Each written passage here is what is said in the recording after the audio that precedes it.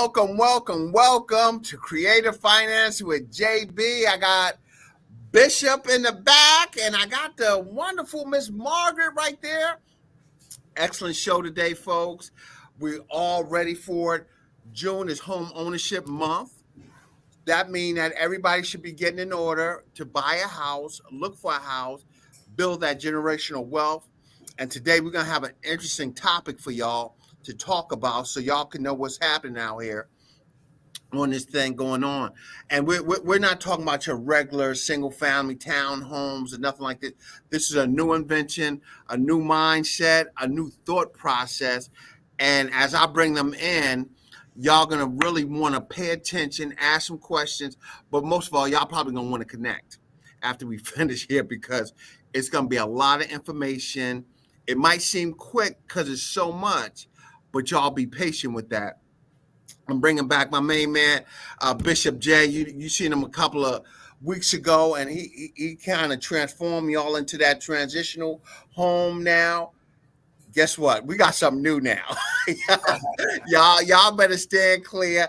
And he brought the Miss Margaret on. Y'all have to stand clear because this view tonight is something outstanding. Tonight is tiny homes.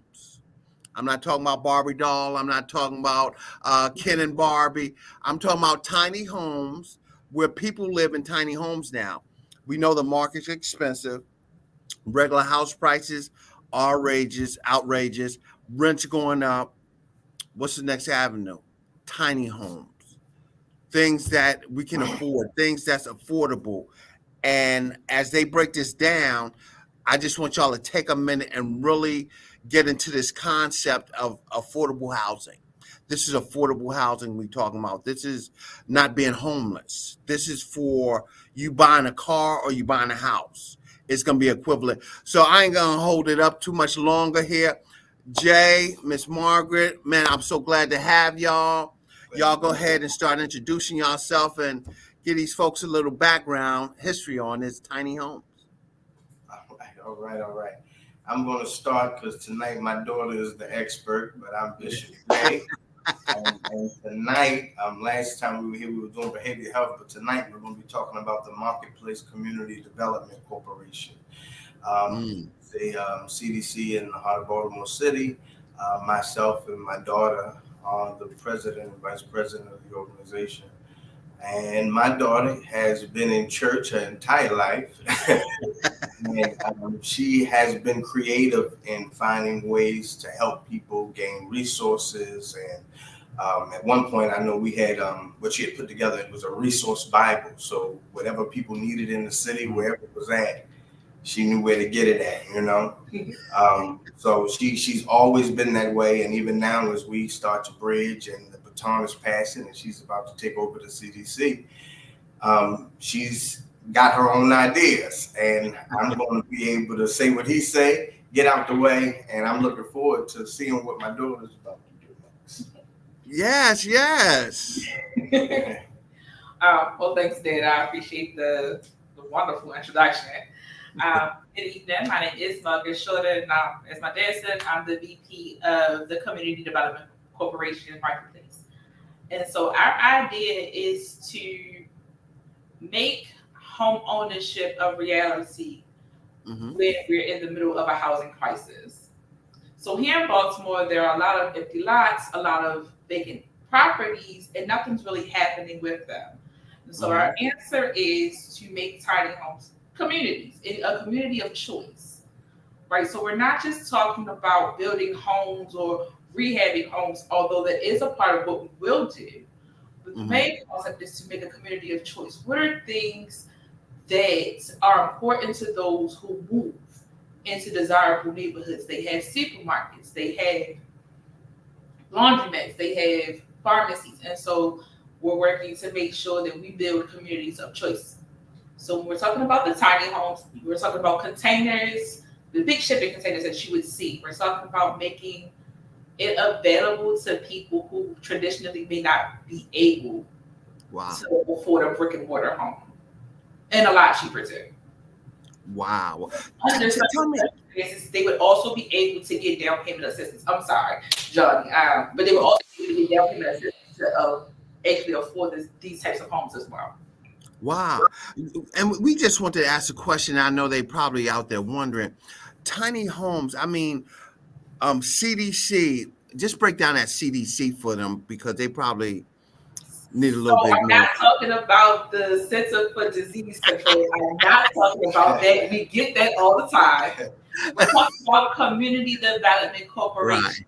So when you right, think of community development corporations, think of places like St. Ambrose. If you're here in the city, think of places like Habitat for Humanity or NACA, those type of entities who focus on home ownership exclusively, while also being able to provide, again, a community of choice.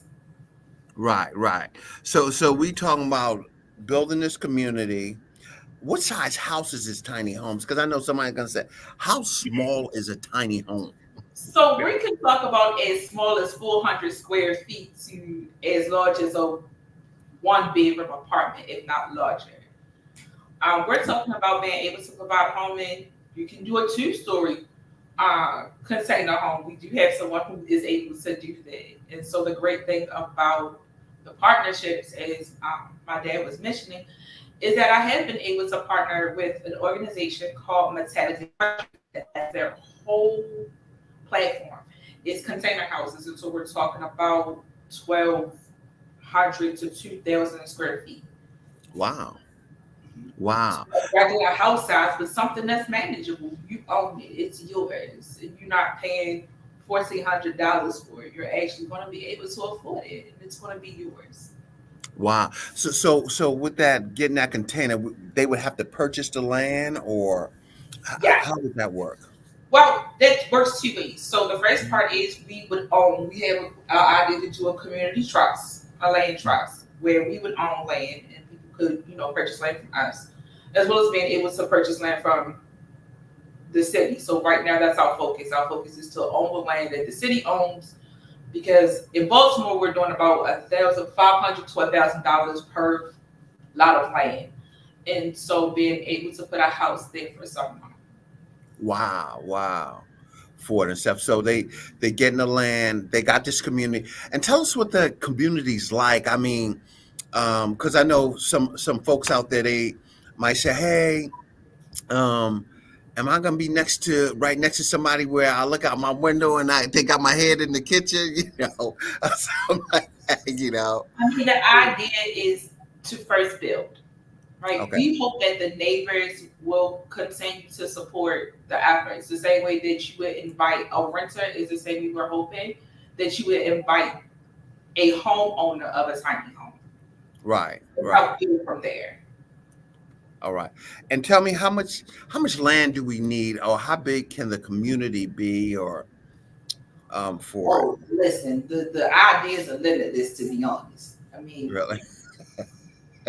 It's limitless because so say you and a friend decide, okay, we want to be neighbors. Then you two find 2 plots of land that's together, and you'll build on it. Well, we'll build on it for you. But we'll provide the containers. You tell us what you want it to look like. We'll actually have some ideas of, basic models. But if there's something specific, like I want a larger living room than a dining room, then let's talk about that and go from there. Yeah, for it and stuff. So y'all can make that design. Say if I wanted like 800 square feet, can it exceed the 400, or what's the max for those? The max is about 2,000 square feet. Those would be about 2 storage containers. Oh, wow. And we talking about storage containers like what you see on a boat. So when you see if you live off of a cargo container. Okay, for it and stuff. And y'all just design those and bring them out, and people just have the idea. Do they need blueprints or? No, we'll have all of that, or we'll partner with, like I said, Metallic Luxuries has a lot of experience in that. So they'll be the ones who would help them see their vision come to pass. Right. So folks, we talking about designing off of a container. for what we have. I mean, we see people with efficiencies that's maybe 600 square feet, 800 square feet. Um, they're probably paying $1,000, $1,500 for this. But we're talking about being able to have something, as they said, waterproof, energy efficient, um, and it's livable for that. When that comes into, what's the time frame it usually takes when somebody comes and have that consultation with y'all to get that project started? We're talking about basically 6 months. We have to make sure that we have the grounds. We have to make sure that the container will be sealed the way it needs to be. Need to make sure that all the permits will be pulled the way they're supposed to, as well as understanding what the person really wants and also their needs. So we're talking about if we have a single family, then we need to make sure that there's room for the children as well as making sure that the mother has its own space, her own space. Space. Mm-hmm. So about 6 months before we break ground, be able to put sticks in the ground and things of that matter. And that's normal. Any new construction takes a year almost, for that to happen. So that 6 months is good timing to have that. And in price range for construction, what do you estimate, Well, for 100 to, as big as they want it all depends what somebody's going to be getting or having in the tiny home. But on average, a tiny home can probably be put together for about 20 grand. Wow. Yeah, that's materials and labor. That's the basis of it going together. If you want it finished really nice, about 30 grand, and you got something really beautiful. Wow. That's so funny. That's cheaper than cars. You can't even get I mean, a truck is $45,000, $50,000 right now. If we get something like that, and now we talking someplace to live where you can't even get a trailer. Just looking at a contract for a trailer is $100,000. Which is still small, but and tell them and a little history about these communities. What brought when you started thinking about tiny homes? I mean, what was the thought process there? I mean, what came to light or what went off? So the thought process was an answer to homelessness here in the city. Mm-hmm. My idea is and will be to take people from homelessness to home ownership in 3 years. Mm-hmm. And that first step is a tiny home. We have to continue the idea that we have to treat people the way we would want to be treated. Right. And so therefore, we don't want to shove people in rooms. We don't want to shove. That's not the answer. So giving them their own space, allowing them the opportunity to be human and to be able to take care of themselves and to be able to take care of their space. Gives them that push that they need to continue to go further. And so the tiny homes initially was the answer. It's a step. It's a step to becoming stable. It's a step to actually having an address. Something as simple as having an address. Right. There are organizations that provide addresses, but what would it be like to be able to say this is your address? This is you, like this is where you can come back. And so that's where it started. It started as an answer to the homeless issue here in the city. And we see a lot of that now because we know when we see homeless people and we see people out here on the streets with this environment, we have a lot of stuff that's happening. We have higher robbery levels, crime rates start to increase and stuff. And people think that people really want to live like this with robbing people and stuff, but they just want a peace of mind. They want some place that stabilize them. And it's so good, being a bishop, and Bishop, you can account on this. People come to the church. they look for people like yourself that's out there to provide them some source of home and shelter for it. So, I mean, it's a perfect platform for that, and it's incorporated in that environment. So, folks, we're talking about affordable housing in our communities, in our cities. as you heard Miss Margaret was talking about, just trailers that ride on cargo ships that people can live in and be comfortable living in for it. And let's get to the design of this thing. Say if you mentioned two levels, so would you cut that out, or how does that work for structure wise? So sometimes you can cut it out, or they could be a loft. So the first floor could be two bedrooms with enough space for entertainment and things like that. And then the top part could be like I'm thinking of a single family, right? Who's Hmm. in the middle of transition or just trying to acquire Right. that American dream. Right. So you'll have the two children, like, you can have a child on the first floor and or the mother can have a room on the first floor. And then upstairs could be a loft area. Hmm. Having that kind of space and they can lay and they can be and they can chill. The other benefit is I saw somebody put in the comments that it's very energy efficient. Yeah. Yes, ours will have solar panels. So Oh, talking about also giving someone a bill, we're talking about being able to sustain. Sustainable living. right. So tell me, what? Why containers? Why not? Can we just build them from wood? Is it different in cost? What's the benefit There's with it? several different options, boss. Hmm. So I think we start talking containers, but the tiny homes, it literally, and in most regards, building a tiny home is like laying out a shed. Right. You know what I mean? So you just making an open space, and you're creating a living space that is as user friendly and functional as possible. um, and you want to give people an opportunity to have something. So I believe that when we do work, ministry, help in the community, we should give people an opportunity Mhm.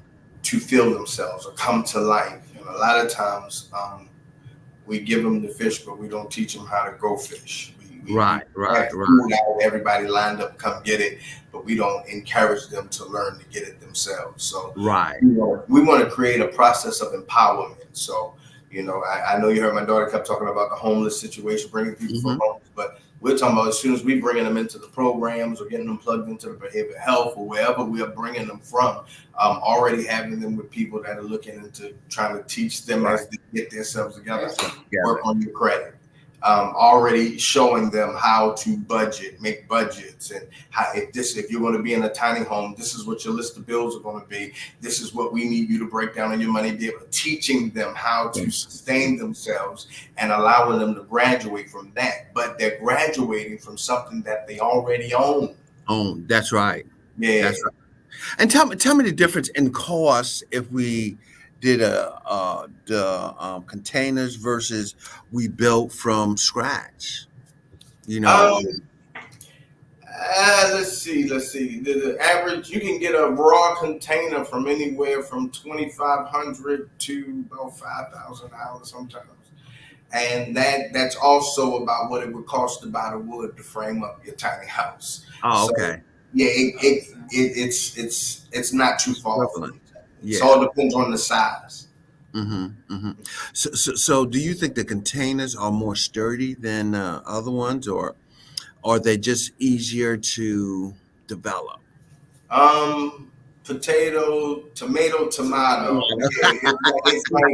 It all depends on what to look for. If you got somebody that's developing an area and they have a design that makes those containers look regal, it may be a thing where the containers need to be relevant there, and Mm, it's going to be a better look. So you go all container. But then another community, it may be the tiny homes, and it may be by the beach. Who right. knows?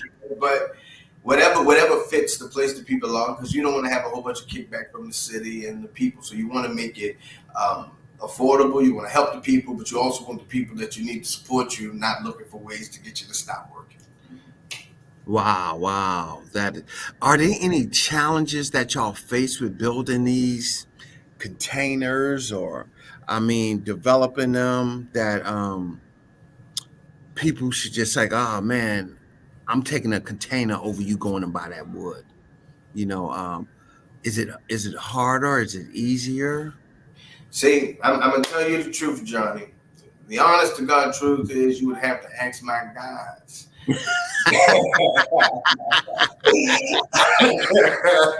That's it. Listen, That's it. but there is not a difference. When I watch people work, you know what I mean? I have guys that can frame, and I've seen them come in and frame up a whole house in a day.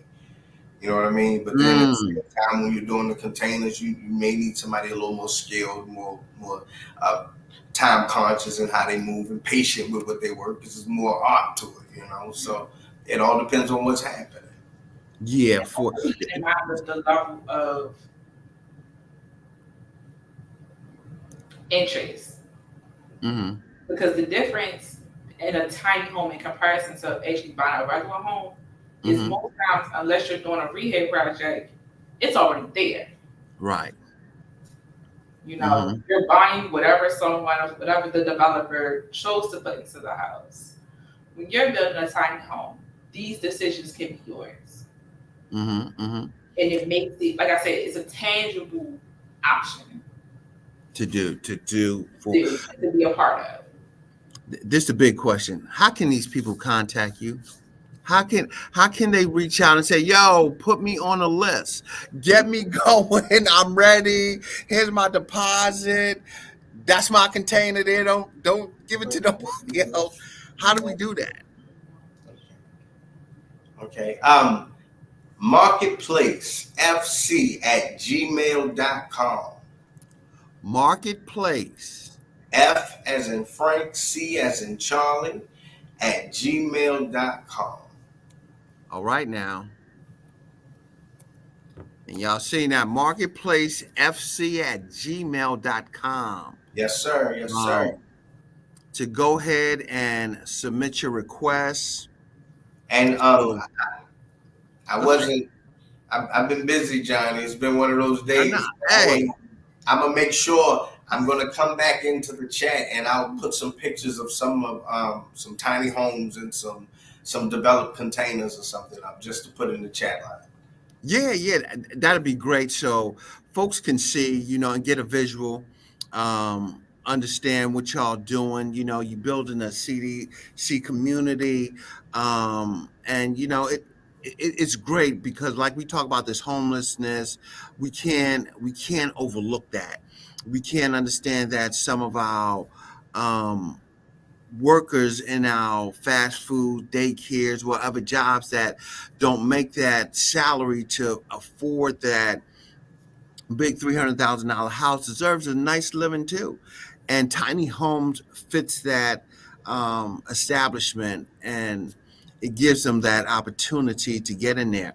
It's home ownership month, folks. We're talking about out here in the community, looking for other creative ways to do that. We're talking about we're going to get financing for these tiny homes. You're going to be able to get loans. You might have a lot of banks that only do, you got to have at least $50,000. But, when we build in these tiny homes for families, we're going to be able to accomplish those goals through some financing strategies for it. So we can have Miss Margaret and Bishop Jay sit down, give you that plan that y'all need for it. But I want y'all to understand, it takes time.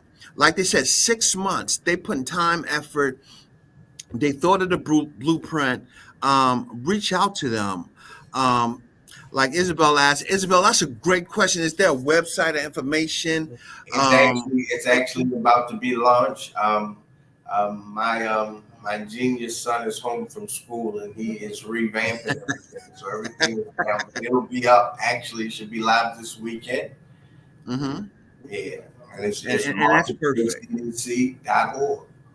Yeah, and you said that's going to be, say that one more time.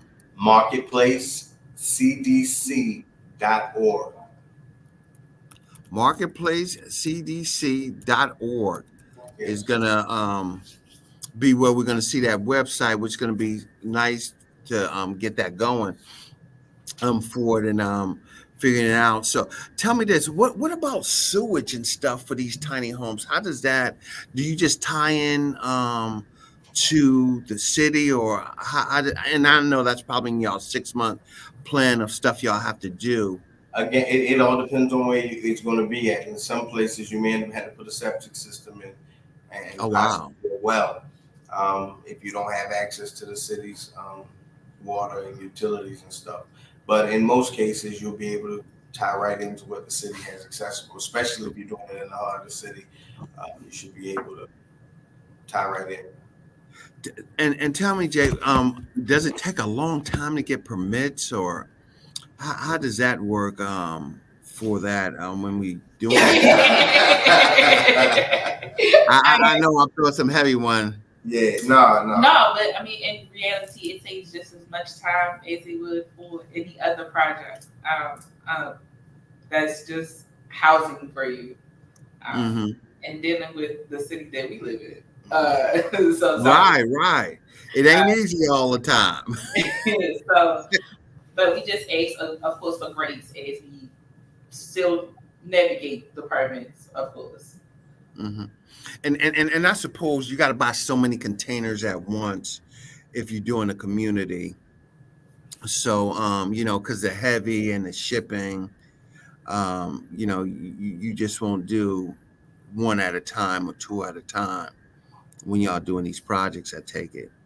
Right now we will be one at a time, two at a time. But our desire and our goal is at some point to have some funding and some backing that we can go in and take a whole city block and just turn it into tiny homes. Yeah, man.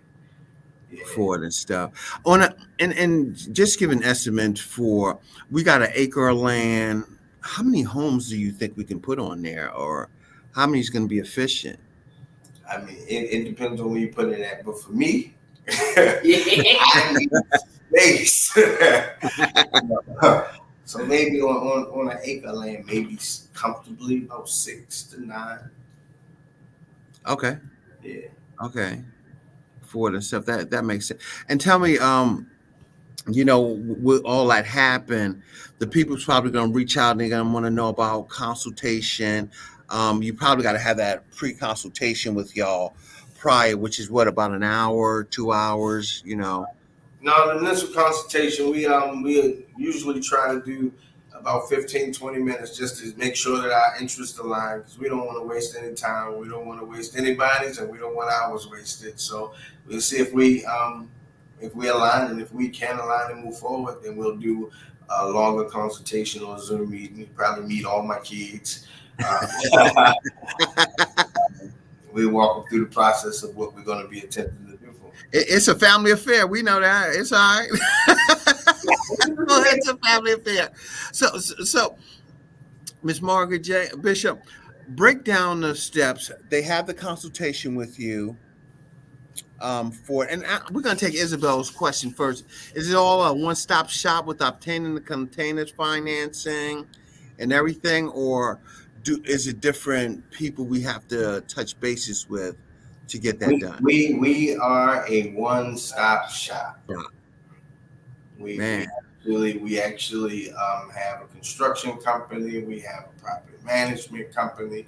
We partner with other construction companies. We have teams of workers that work with us over the years from when we were doing rehabs and stuff. So we have the people that make it happen. So it's usually a one-stop shop. So you don't have to come to us and go find a roofer, come to us and go find an electrician. When you come to us, everything is coming from the same company. Yeah, so they're gonna have the financing. You're gonna.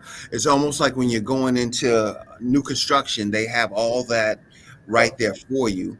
Yes. That provides that service and everything, and I wanted to go back to the process. So they have that 15-minute consult with you. After that, just give us some step-by-steps that we can prepare them for. That they'll go to once they start getting started. I'm sorry, something came on in the back, Johnny, and I missed what you said, man. Yeah. So to break down that step-by-step process for us. Okay. They have the 15-minute 20-minute consultation. 15, 20-minute consultation, see if our interests align. We'll schedule a time we get back on. We'll have the whole team. Everybody will be there. Whoever's going to be pulling permits, whoever's going to be doing graphics, whoever's going to be helping you lay out or bringing your idea to life. It'll be a whole family business meeting, and one of my kids, some of my kids do a little bit of everything. So, and they'll fill out the project, and we'll take some time and try to create what it is you shared with us, and in about a week or two, we get it back to you and see if it's to your liking, and then we would move forward. We also intend to be in a position. That's our prayer, and what we're working on. We're going to be able to do some of the funding at some point for these properties. So we will be your bank in some cases to help you get these properties. Yeah, that's awesome, and Bishop, and I think it's key for people. They don't want to go a lot of different places to do this. It's almost like when you having a new home built or something, you want that one stop shop like y'all was talking about. You want to stop there, you want to be able to go to have that one point of contact for this, and it's going to be so process going to be streamlined in a sense to get this done for it. And just looking at Baltimore area, I mean, are you thinking that for our people out in Maryland, do they just look at a certain place they can just buy some land, or just come have that conversation before they even start looking to buy land? I think we should have a conversation before we even look to buy land, because you want to make sure that where you intend to do this is going to be. It's going to. You don't want to just jump out and say, "Hey, I chose this place. This is where it's going to be." You're going to make headaches for yourself. So we want to make sure that you're being community friendly and find a place that fits you, but it also makes it good for everybody else as well. And also understanding the neighborhoods that you want to sit in. So making sure so me as a community person, that's my whole job here. Is to make sure that people are understanding the neighborhoods that they're going into, are also honoring those neighborhoods. We don't want you to be in a place where you'll be mishandled, but we also don't want you to mishandle the neighborhood, while also realizing that you have needs. So what do you need in a neighborhood? Do you need a park? Do you need a school? Is it okay to not have a supermarket? Like those kind of conversations, those things are things that you have to keep in mind when starting this process. Yeah, and tell me, safety and security. You mentioned that right there. Containers. People probably have all different type of thoughts. They can have fumes in there and stuff. How do y'all take care of those type of situations? Is it like insulated in a container, or? Yeah, once the container is gutted out, it's there's no fumes, no smells. Once it's gutted out, it's clean, and you're repurposing it. It's metal. Right. You're not gonna get nothing funny from it. And you do it just like you would do any other project. You go in and you frame up where you insulate the walls. You go put your electric in the wall, your insulation. You put your drywall. Everything you would do in the regular house, the same thing you would do inside the container. Wow. Yeah. Wow. And if you build in a community, you have that electric and stuff running from one type of. Do you think this is a good situation for like our elderly or our seniors? Some years ago, I had a desire to do something called community care, and it was specifically to have a community for elderly people, where it would be their community, and it would be monitored by people of the next or the generation before them. They would be making sure they were good and keeping their community together, but a place where they can still feel independent. My mother is 89. I'm getting ready to turn 89. And she is independent. She don't want her independence taken. She's walk up and down. Leave her alone. Bank. And I think it's what keeps her going. So to create an environment where people don't lose their independence, I think tiny homes is the solution for a lot of things that we probably haven't considered. Yeah, for it and stuff. And that's a good idea, because our seniors want and elderly want their independence, like you were saying, Jay. I mean, this would be a perfect spot instead of the big house they probably have or grew up where they raised a family at. Something small, convenient, accessible for them. Would be a perfect idea. for them, and wouldn't have to worry about none. A lot of our seniors, they in these condos. God forbid if the elevator break. Oh man, that's trouble, right? Yeah. For it for it and we think about those things. So that's another strategy. We talking about out here in the community. The homeless, that's not the homeless but our seniors, they're going up on rent.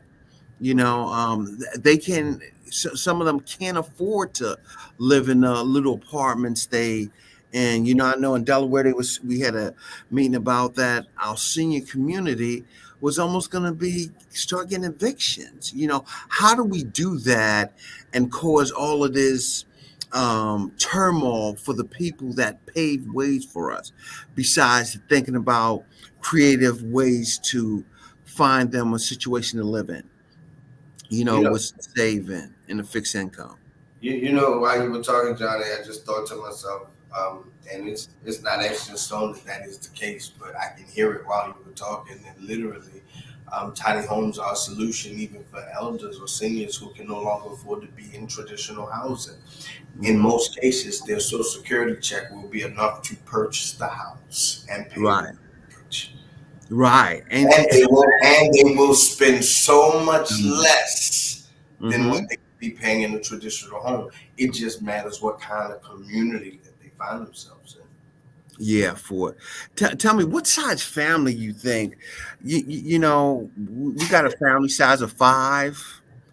Do you think it would benefit for them to If have you got a family size of 5, tiny ought not be in any of your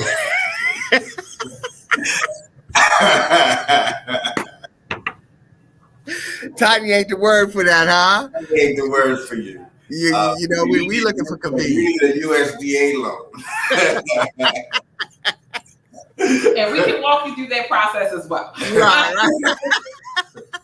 And that's a good thought. Because you got families thinking about it. Because the income's low. The missus not working, or the missus not working. It's hard to get a job, and you got that one income with that family.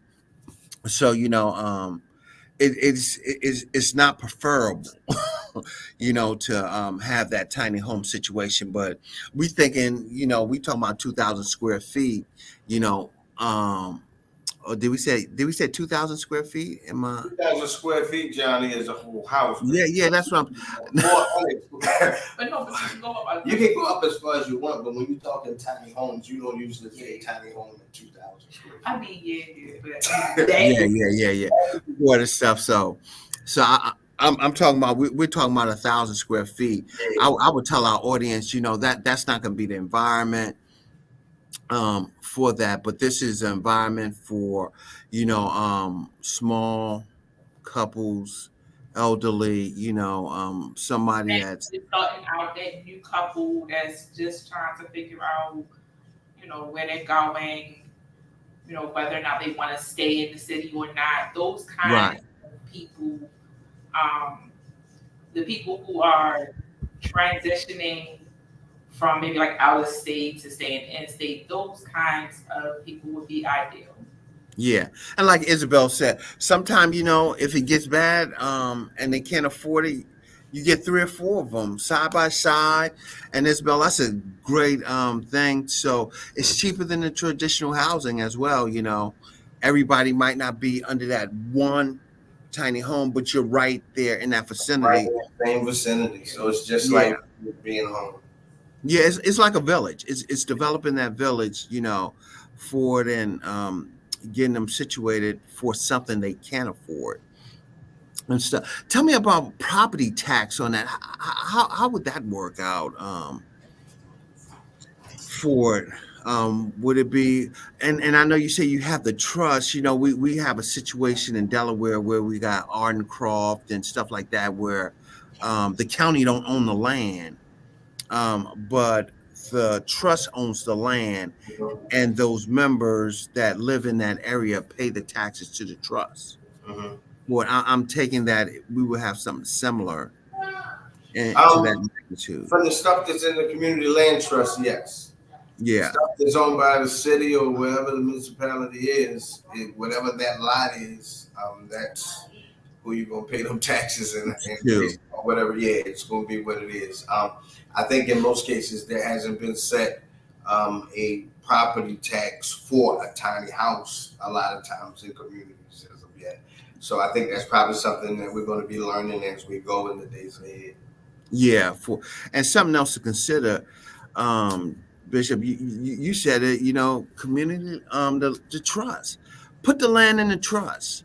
Have one tax bill in the trust, and that's split among the residents in that community.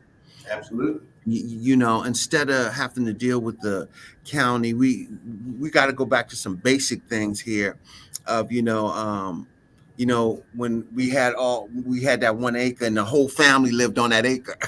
Everybody had a little piece of house on it. Yeah, and it was good living. It was you knew where the family was. The barbecue was right there in the center. And look, every time. You're right, and people had more family time, and we got to think about that, in this environment that we're facing, that sometime when we spread out a little bit, we get away from the camaraderie of that family, that we need that bond back together, and to keep going for it. And tell me this, on a level of just building, can you build them almost like retail homes and wait for people to come, or do you just prefer that people come and you know make that reservation to develop? Currently, it's better that we make the reservation to develop.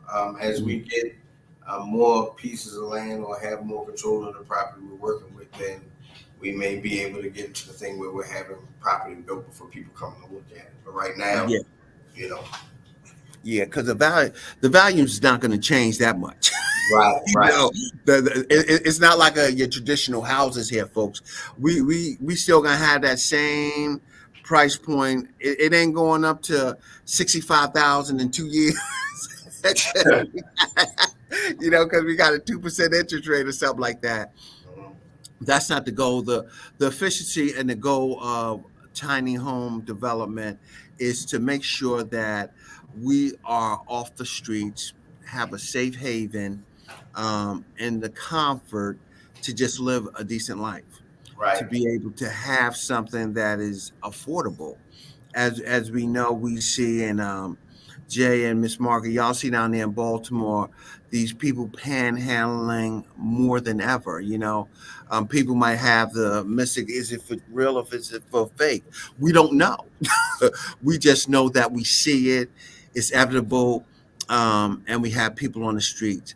Let's reverse that thought process of providing some type of source where if they go out there and started mowing grass and came back, they have some place to lay their head comfortably, have a decent meal, and if they want one friend over, have a friend to come over, right?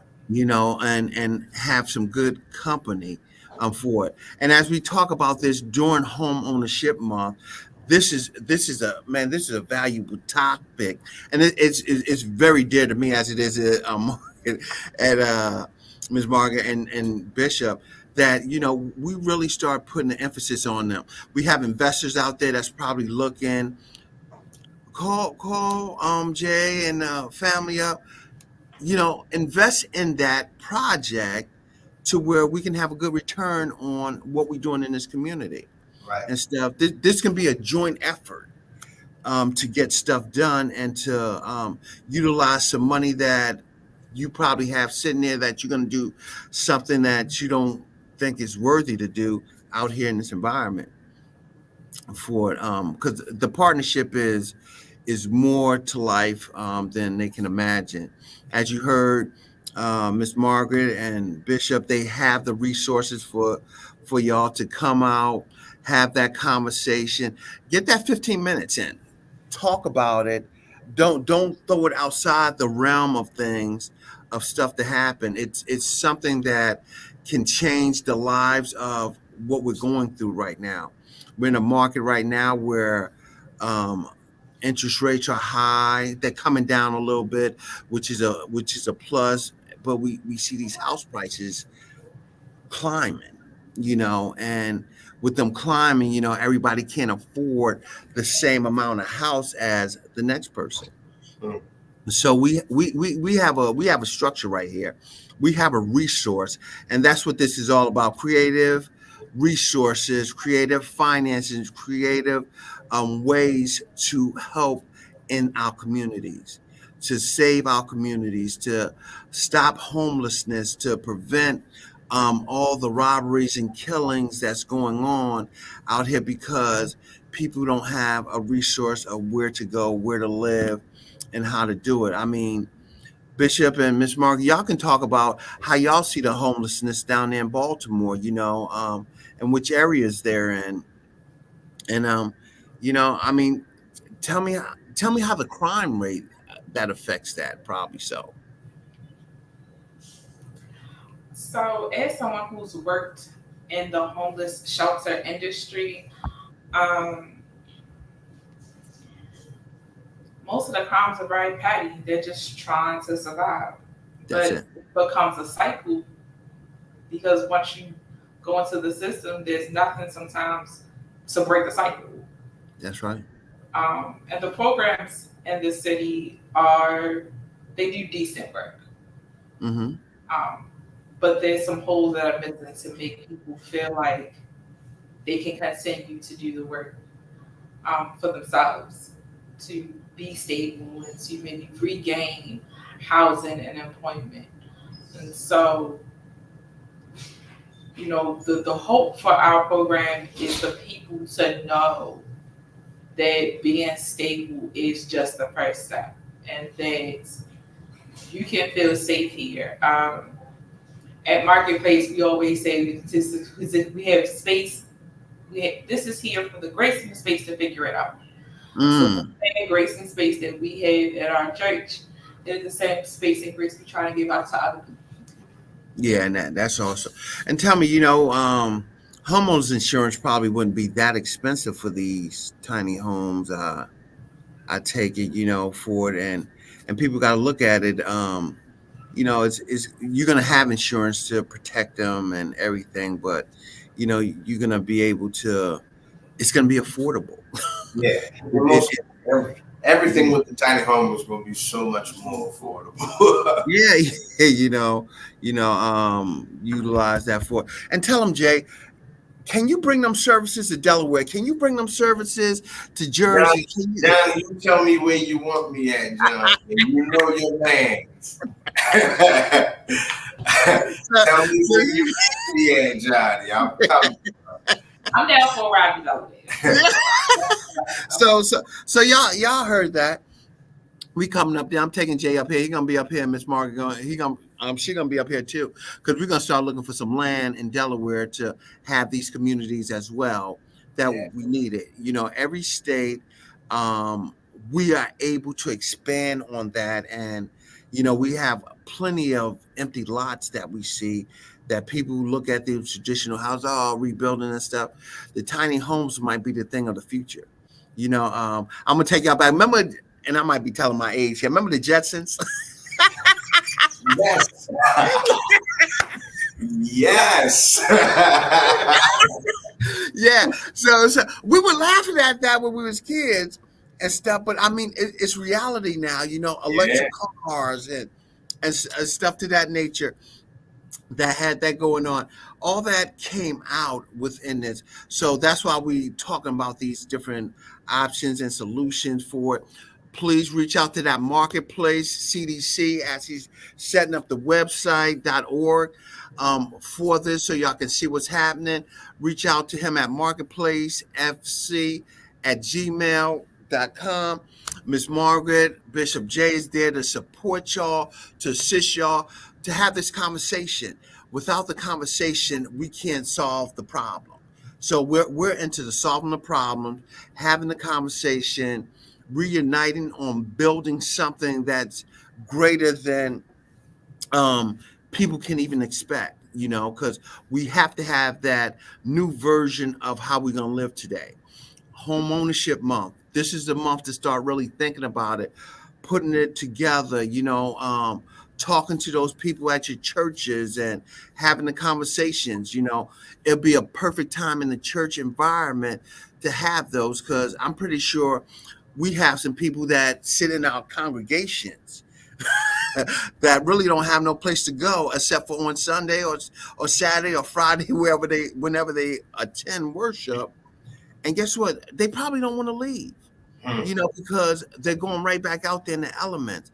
So we're talking about changing lives. We're talking about building communities. We're talking about having the resource through the marketplace where Miss Margaret and Bishop's going to sit down and derive that plan. They talking about coming to where you're at, giving them the option to see what it is. If somebody's on here, you got land, you're considering it, reach out, send that email, blow that email up. I mean, so they can sit there and that schedule because once we start doing it, it's going to be great. Go ahead, Bishop. Yeah, I'm gonna make sure I jump in here when we're done and put a contact number, because we have an 800 number too. I just didn't have the information with me, and okay. I'll throw some pictures and stuff in there. But I know, Johnny, this is creative finance, but I feel alone. because guess what? Everything's creative, and finding it. I mean, this is a true resource of what you're doing, of what's happening out here in the community. And a lot of folks fight and suffer with trying to find that single family home, that condo or something that they can live in and still can't afford it. Yeah, if you're on here and you're listening with Johnny DeLinda, I know JB, my man, Johnny DeLinda. I tell everybody he's Johnny DeLinda. You may have an opportunity with land. We're talking about tiny homes. Just an idea off the dome. If you got a piece of land, we can come together collectively and go put tiny homes on the land and make a resort for people to do Airbnbs. Woo! Like we do a lot of talking, but nobody be ready to make no motion. Right. So sometimes we just get another idea, a little more. That's just one. It's some more in here. But we got to get together so that we can see what can be produced, because I think it's time. It's time. Things are going to change for a lot of people now. It's time. And that's a great resource, because guess what? Hotels are not cheap anymore as well. Right. They're very expensive in some places. You're talking about $300-400 a night down at the beach or something. Right. For that, when tiny home can save them a lot of money, where they can spend more of that money on the family and doing some stuff with the family. Right. When they get there. So those are ideas. And Bishop, that was a great idea. I mean, I never thought of the Airbnb situation on the tiny homes because it's continual money. Continuous. And you'll probably have more occupancy when you do it to that measure there and get it going for it. But we're creative in this market here. I know I'm creative finance and I'm Johnny DeLinda, Johnny Page, all of that stuff. That's all good and fine. But we want to talk about ways we're going to expand through financial growth. This is an opportunity through financial growth. This is financing your future. That's why I'm talking about everything's not always coming to get money, but in keeping the money in the family, spreading that generational wealth so we can have the financial stability for generations to come. What do we leave around to the next generation is the question that we need to ask ourselves. What are we doing to change the trajectory in our generation? And how are we going to do it? How are we going to think through this and keep it going? I'm going to say this before we start with the closing statement, but I had a gentleman when my car broke down. I mean, I seen him passionate working there, towing cars for 12 hours. 12 hours. And I looked at him, and I mean, he was passionate about it, of what he was doing. I said, man, you have the opportunity to own your business. You have this tow truck company. And he said to me, he's like, man, all I'm doing is trying to pay that rent for tomorrow and stuff. And I said to him, I said, man, take my card, listen down, have a conversation, because when you start thinking very small, I want to open your ideas to thinking to more realistic stuff. You're more than a rent payer. You're more than just paying somebody else and building their wealth for it. So we got to get that mindset to where we're thinking big. And as Bishop said, yo, y'all sitting on that land out there, stop playing. Call, send the email. Let's make this happen, and let's not sit on the side waiting to see somebody else to see it happen. Because when you start seeing it happen and you come, it might be a little too late, because that 25, 30,000 now is, oh, you're getting in the game now is 55,000. Oh, what happened to that? We sold out. That product sold out. And get it on. Miss Margaret, Bishop Jay, thank you. I'm going to give y'all some last comments. I appreciate y'all coming out, sharing that vision, so so our viewers can go out here and start adjusting their lifestyles to meet that need. Go ahead with y'all final comments, if what y'all can give to our audience to take home.